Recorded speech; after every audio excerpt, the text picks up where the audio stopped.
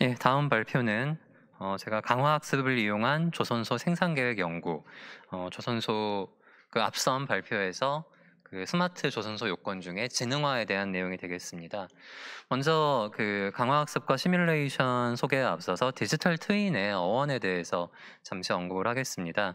우리가 디지털 트윈이라고 하면 최근에 GE, 제너럴 일렉트릭의 가스터빈, 전기터빈 등에 대한 그 사례 연구, 그냥 프리딕스라는 이름으로 알려져 있는데, 실제로 디지털 트윈이 처음 언급이 된 문헌은 마이클 그레이브스의 프로덕트 라이프 사이클 매니지먼트라는 저서에서 인포메이션 미러링 모델이라는 개념으로 소개가 되었습니다.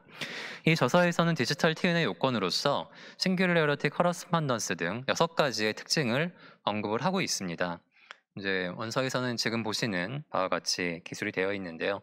이 중에 그 좀 지나치게 IT 오리엔트된 2가지 싱귤러리티와 트레이서빌리티를 제외한 나머지 4개의 개념을 살펴보면 어떤 물리적인 요소를 가상의 데이터로 치환하는 부분이라든가, 그 다음에 목적에 따라서 어떤 시뮬레이션에 적합한 뷰를 제공을 하는, 그리고 현장의 데이터가 반드시 모델에 반영이 되어야 되는 리플렉티브니스, 그리고 시뮬레이션 모델로부터 다시 물리 환경으로 즉각적으로 그리고 신뢰성이 있는 결과를 피드백을 해야 된다라고 하는 큐더 어베일러빌리티, 이러한 특징들은 사실 그 컴퓨터 시뮬레이션에 필요한 요건들을 굉장히 학문적으로 함축을 하고 있습니다. 실제로 그 생산 시뮬레이션의 그 역사적인 흐름을 보면 굉장히 오래전부터 이미 와리프 시뮬레이션, 입력한 정보에 대해서 미래의 결과가 어떻게 될 것이냐라는 연구가 시작이 됐었고, 이게 이제 컴퓨터의 소프트웨어와 하드웨어 기술의 발전에 의해서 3D 가상화가 강조가 됐고, 그 이후에 정보의 가상화, 우리가 흔히 이제 디지털라이제이션 또는 디지털 생산이라고 부르던 영역이었습니다. 그리고 이것이 오늘날 인더스트리 4.0과 그 다음에 스마트 제조라는 물결에 따라서 그 물결과 함께 자율화, 특히 이제 IoT와 인공지능의 결합을 지금 맞이하고 있습니다. 사실 기존의 시뮬레이션은 한계가 있었습니다. 와리프라고 하는 개념이 굉장히 좋은 개념이지만, 결국은 그 와리프에 대한 결과를 보고 의사결정을 하는 건 결국 사람이 의사결정을 해야 됩니다. 그럼 이제 이 부분은 최적화와의 괴리가 발생을 하게 되는데, 우리가 기존의 최적화는 어떤 포뮬레이션된 정식화된 수식을 풀어서 하나의 유일한 답을 내주는 방법인데 반해서 시뮬레이션은 우리가 러닝을 시킨다, 실행을 시킨다라고 합니다. 실행을 시켜서 그 결과를 보고 사람이 판단을 하는 겁니다.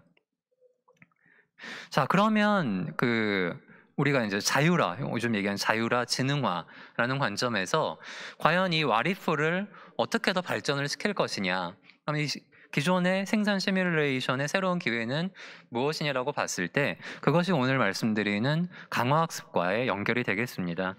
먼저 강화학습은 이미 20-30년 전에 벨만 방정식을 푸는 알고리즘으로 개발이 됐었지만, 그 당시에는 우리가 그 차원의 저주라고 하는 복잡성으로 인해서 알려는 졌지만 실용화가 되지는 못했습니다. 지금 보시는 것처럼 어떤 에이전트가 환경과 정보를 주고받으면서 소위 사람의 지능과 같이 그 지금 보시는 어떤 테이블 형태의 구조를 발전시켜가는 구조인데, 이 테이블 구조가 기존의 방법에서는 어떤 차원의 저주에 대한 문제로 인해서 풀리지 못했는데, 이것이 최근에 그 힌튼 박사의 딥 빌리프 네트워크라고 하는 학문적인 연구를 통해서 기존의 이러한 테이블 형태가 오늘날 얘기하는 심층 인공신경망으로 대체가 되면서 완전히 새로운 기회가 열리게 되었습니다. 그래서 강화학습은 최신 기술이 아닙니다. 그리고 강화학습은 우리가 빅데이터가 필요하지가 않습니다. 강화학습은 스스로 환경과 데이터를 주고받으면서 스스로 학습을 하는 방법. 다만 강화학습이라는 것이 전지전능한 기술은 아닙니다. 예를 들어서 지금 화면 오른쪽에 보시는 것처럼 어떤 이런 카트폴의 중심을 잡는 문제 같은 경우를 흔히 최근에 강화학습 연구에서 다루고는 있지만, 사실 이러한 문제는 동력학 문제로 푸는 것이 훨씬 빠릅니다. 강화학습이 필요한 경우는 답이 없는 문제, 가위바위보 같은 답이 없는 문제나, 또는 경우의 수가 무한대이고 복잡한 시스템, 그리고 환경의 모든 상태를, 우리가 분석의 대상이 되는 환경의 모든 상태를 알 수가 없고, 그러면서 선택 가능한 패턴이 있는 문제인 경우에 강화학습이라고 하는 최신 인공지능 기술을 사용을 할 수가 있게 됩니다. 지금 보시는 것은 아마 게임을 좋아하시는 분들은 한눈에 알아보실 텐데요. 스타크래프트라고 하는 게임입니다. 우리가 알파고까지는 이미 언론을 통해서 그 바둑 영역에서 인공지능이 이제 사람을 이긴 사건이 있었는데, 최근에는 이 스타크래프트라고 하는 훨씬 더 복잡한 액션이 필요한 게임에서도 이 인공지능이 어떤 프로게이머를 이긴 사건이 있었습니다.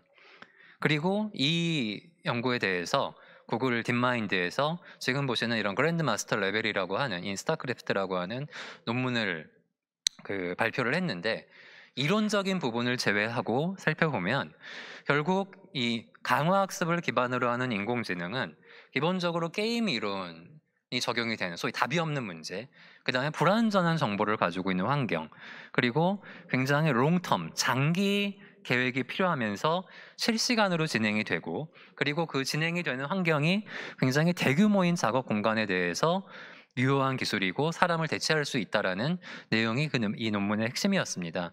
이것을 우리가 조선소에 대비해서 보면은 조선소의 생산 문제도 수많은 이해 당사자들이 있고 복잡한 생산 시스템에서 의사결정이 필요한 문제이기 때문에 우리가 어떤 관점에서의 게임 이론이라고 볼 수가 있고요. 마찬가지로 조선소의 모든 그 정보를 알 수가 없습니다. 또한 조선소 또한 굉장히 중장기 타임 플랜을 가지고 여러 가지 생산이 진행이 되고 있으면서 많은 의사결정들이 실시간으로 이루어집니다. 동시에 조선소라고 하는 공간이 굉장히 대규모 공간이기 때문에 지금 이 선행 연구로 진행이 됐었던, 비록 게임이지만 스타크래프트에 대한 알파스타와 같은 이러한 기술이 조선소에도 적용이 될 수 있겠다라는 그런 모티베이션을 얻게 되었습니다. 그래서 제가 오늘 소개해드리는 이 강화학습을 이용한 생산계획 문제는 크게 3가지 문제가 되겠습니다.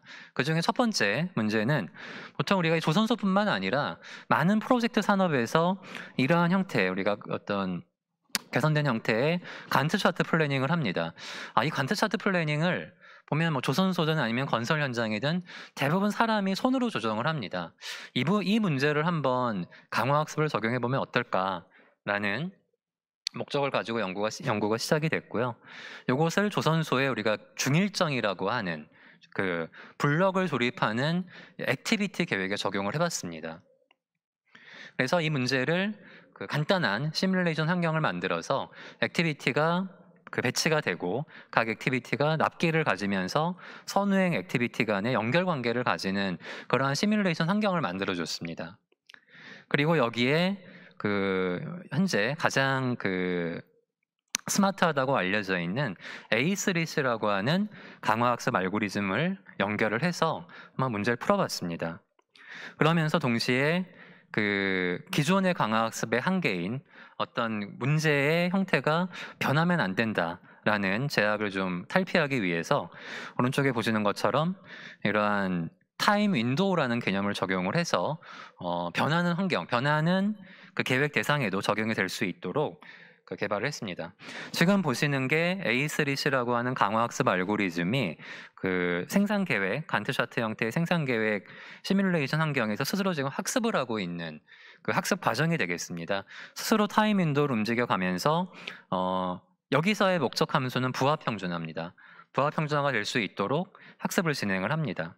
그 결과 지금 보시는 것처럼 상당히 이제 긴 기간에 약 한 100개 정도의 액티비티에 대해서 100개 정도의 제품에 대해서 스케줄링을 해본 결과, 지금 위에 있는 그림이 그러니까 전문가가 사람이 실제로 작업을 한 계획이고요. 아래 보시는 것이 인공지능이 계획을 한 결과입니다. 보시는 것처럼 부하 평준화 수준이 약 15% 정도 향상된 것을 확인을 할 수가 있었고, 이 알고리즘을 혹시 이게 다른 제품들의 다른 계획에는 유효할까라고 해서 다른 계획들에 적용을 해본 결과도 아래 보시는 것처럼 부하 평준화 수준이 일관되게 향상되는 결과를 얻을 수 있었습니다. 첫 번째로 이런 간트 차트 형태의 액티비티 플래닝에도 인공지능이 적용이 될 수 있겠다라는 소견을 얻었고요. 두 번째 문제는 우리가 흔히 컨테이너 터미널에서 볼 수 있는 적치 문제입니다. 저는 이 적치 문제를 조선소의 강제 적치장에 적용을 해봤습니다. 참고로 강제 적치장은 랜덤한 순서로 강제가 들어옵니다. 근데 이 강제들이 실제로 공장에 투입되는 날짜는 정해져 있기 때문에 이 순서를 잘 맞춰서 그 로케이션을 시켜야만 크레인의 이동 횟수를 최소화할 수가 있습니다. 그래서 지금 보시는 것처럼 마찬가지로 강제 적치장을 모사한 간단한 시뮬레이션 환경을 만들고 여기에 강화학습 알고리즘을 적용을 해서 문제를 풀어본 결과 실제 조선소의 그 어떤 중기 계획 단계에서의 강제 적치 공간에 대해서 문제를 풀어본 결과 지금 보시는 것처럼 이제 어떤 순서로 강제가 투입이 되더라도 투입 날짜가 많이 남은 것들은 가능하면 아래쪽으로 배치가 되고 그다음에 투입 날짜가 얼마 남지 않은 강제들은 가능한 한 위쪽에 배치가 되도록 이 인공지능이 스스로 그런 방향으로 학습이 돼가는 결과를 얻을 수 있었습니다. 마지막 세 번째는 이게 이 강화학습 알고리즘이 이렇게 간략화된 시뮬레이션 환경에서 잘 좋은 결과를 내고 있으니까 이번엔 한번 그 디스크리트 이벤트 시스템이라고 하는 조금 더 복잡한 모델을 활용을 해보자라고 해서 강화학습 알고리즘을 디스크리트 이벤트 시뮬레이션과 연결을 해봤습니다. 대상 문제는 그 블럭 조립 라인이었고요. 우리가 흔히 레퍼터티브 생산이라고 하는 반복 생산이라고 하는 형태의 다만 조선소의 반복 생산에서는 투입되는 제품들의 모든 시간, 그 작업 시간이 모두 다릅니다. 그러한 이제 좀 변동성이 더 크다라고 볼 수가 있겠죠. 이런 문제에 지금 보시는 것처럼 여기 뭐 자세히 설명은 안 드리겠지만 그 어떤 투입되는 블럭들의 상태가 주어지고 그 다음에 각 공정들의 남아있는 잔여 시간을 상태로 해서 이것을 이제 팔라스 네트워크를 구성을 해서 강화학습을 진행을 하고 그래서 그 중에 그럼 어떤 블럭을 투입을 하는 것이 전체 주어진 블럭들 생산의 리드 타임, 메이크 스팬을 최소로 할 것이냐라고 하는 목적 함수에 대해서 조금 이제 이 부분이 어려운 부분이었는데요. 보상을 리워드를 정하는 부분. 결국은 리드 타임을 단축을 해야 되기 때문에 제품의 투입 시 증가되는 예측 리드 타임 값을 포함을 해서 이것을 어떤 정해진 값에서 빼준 삭감해준 값이 최종 보상이 되는 값으로 설정을 하고 이 값을 예측을 하는 데 있어서 디스크리트 이벤트 시뮬레이션을 연결을 했습니다. 그리고 앞선 연구와는 다르게 이 조립 라인의 경우에는 A3C 알고리즘보다는 우리가 이제 많이 사용을 하고 있는 DQ 네트워크를 조금 더 발전시킨 더블 DQN이라고 하는 알고리즘이 상당히 좋은 결과를 내물 확인을 할 수가 있었습니다. 참고로 더블 DQN은 기존의 DQN 알고리즘의 과적합, 오버 이스터메이션 문제를 개선한 알고리즘으로 거의 이제 형태는 그 메커니즘은 유사하지만 서로 다른 두 개의 네트워크, DQ 네트워크를 사용한다라는 점에서 차별성이 있겠습니다. 그래서 적용을 해본 결과 지금 오른쪽 아래 그래프에 보시는 것처럼 랜덤한 순서로 투입을 하는 것보다 약 40이니까 여기선 대략 한 20% 정도의 성능 향상을 인공지능을 통해서 얻을 수가 있었고요. 다만 이제 시퀀셜 라인에 대해서 이론적으로 가장 최적화라고 증명이 되어 있는 SPT, Shortest Processing Time보다는 약간 좀 떨어지는 성능을 보였지만 이제 결정적인 차이가 뭐냐면 강화학습 알고리즘은 입력하는 데이터가 계속 변경이 되더라도 동일한 뉴럴 네트워크를 지속적으로 활용할 수 있다는 장점이 있고 또 하나는 환경이 변하는 예를 들어서 어떤 특정 공정에 고장이 발생을 한다거나 또는 자재 투입의 지연에 의해서 지연 요소가 발생을 할 경우에도 이런 요인들은 기존의 최적화 또는 메타 휴리스틱이 반영하지 못하는 부분입니다. 그래서 그런 방향으로 계속 연구를 진행을 하고 있습니다. 그래서 결국 오늘 제가 전달을 드리고 싶었던 거는 제조업에서 과연 인공지능이 얼마나 효과적으로 사용이 될 수 있을 것이냐. 가장 중요한 첫 번째는 학습 알고리즘인데 이 학습 알고리즘은 저희 같은 어떤 공학 엔지니어도 역할도 중요하지만 이미 뭐 구글 또는 딥마인드 등 세계 유수의 회사에서 굉장히 좋은 학습 알고리즘들을 지속적으로 배출하고 있습니다. 두 번째는 모델링을 잘해야 됩니다. 인공지능이라는 것이 단순히 어떤 포뮬레이션을 통해서 문제를 푸는 것이 아니라 사람의 의사결정 과정을 잘 모사해서 좀 더 효율적으로 그 뉴럴 네트워크가 만들어질 수 있도록 하는 기술이고요. 그리고 무엇보다 가장 중요한 것은 이 학습이 되는 인공지능의 지능을 높일 수 있는 좋은 학습 환경이 필요합니다. 이 환경이라고 하는 거는 우리가 흔히 이제 요즘 대다수의 그 인공지능의 영역인 지도 비지도 학습에서는 빅데이터가 환경입니다. 많은 데이터가 있을수록 좋은 인공지능이 만들어집니다. 하지만 강화학습은 오늘 짧게 소개드렸지만 빅데이터가 필요한 영역이 아닙니다. 좋은 환경을 만들어서 에이전트라고 일컬어지는 인공지능이 그 리워드와 액션의 지속적인 교환을 통해서 더 좋은 방향이라고 하는 거는 더 최적화되는 방향으로 그 뉴럴 네트워크의 가중치를 만들어가는 과정이기 때문에 강화학습에서의 환경은 게임이 될 수도 있고 약간 스타크래프트의 사례처럼 게임이 될 수도 있고 또는 간략화된 그리드 형태가 환경이 될 수도 있고 또는 마지막에 소개드린 것처럼 복잡한 디스크리트 이벤트 시뮬레이션 모델이 환경이 될 수도 있습니다. 그래서 좋은 학습 환경이란 결국은 제가 앞에 말씀드린 그 디지털 트윈의 요건, 커러스펀던스, 모델링을 잘 해야 되고요. 두 번째, 코이전, 목적에 따라서 우리가 폴리모르피즘이라고 하는데 목적에 따라서 적합한 뷰를 제공을 해줘야 되고 그리고 요즘 얘기하는 IoT나 어떤 센서 기술을 통해서 현장의 데이터가 가상의 데이터에 반영이 되어야 됩니다. 마지막으로 큐드 어베일러빌리티, 즉 모델로부터 물리 환경으로 신뢰성 있는 데이터, 여기 인공지능 우리 강화학습에서는 결국 액션이겠죠.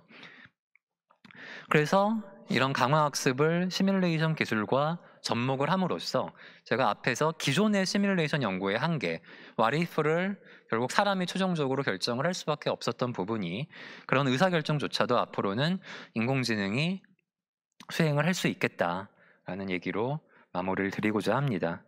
결국은 우리가 과거에 이제 어떤 PLM이라고 하는 개념에서 대두되었던 디지털 트윈이라고 하는 개념이 결국 디지털 트윈을 바라보는 관점은 여러 가지가 있을 수 있겠지만 그 중에 이제 하나, 좋은 학습 환경의 조건을 만족시킬 수 있는 시뮬레이션 모델이 그 중에 하나의 핵심이라고 생각을 하고 제안을 드리면서 제 발표를 마치겠습니다.